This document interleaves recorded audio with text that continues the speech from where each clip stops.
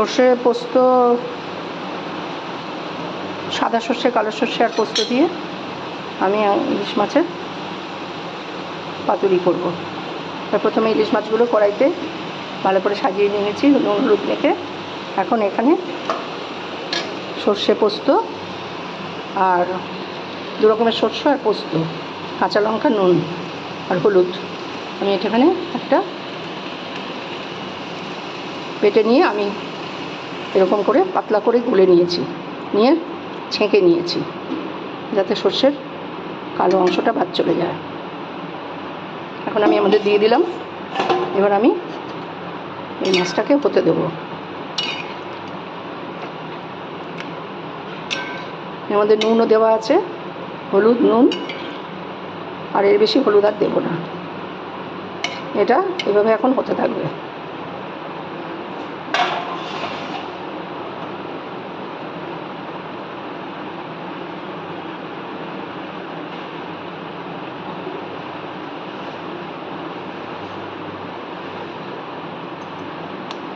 এর মধ্যে দেবো কয়েকটা কাঁচা লঙ্কা, আর সর্ষে পোস্তর সাথে কিছু কাঁচা লঙ্কা বেটে রাখা হয়েছিল।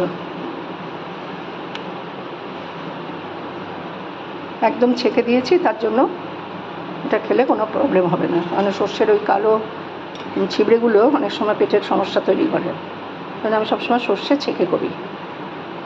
এখন এটা মাছটা সিদ্ধ হবে, হতে থাকবে।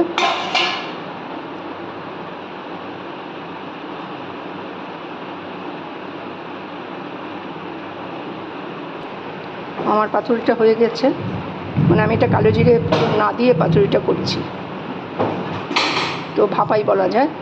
তো এখন আমি এটাকে নামিয়ে দেবো।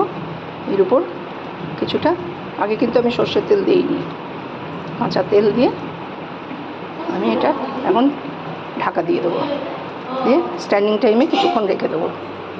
আমার হয়ে গেল পাতুরি। এটা পাতায় মোড়া যদিও নয়, তবুও টেস্টটা পাতুরির মতনই হবে। আজ এই পর্যন্ত।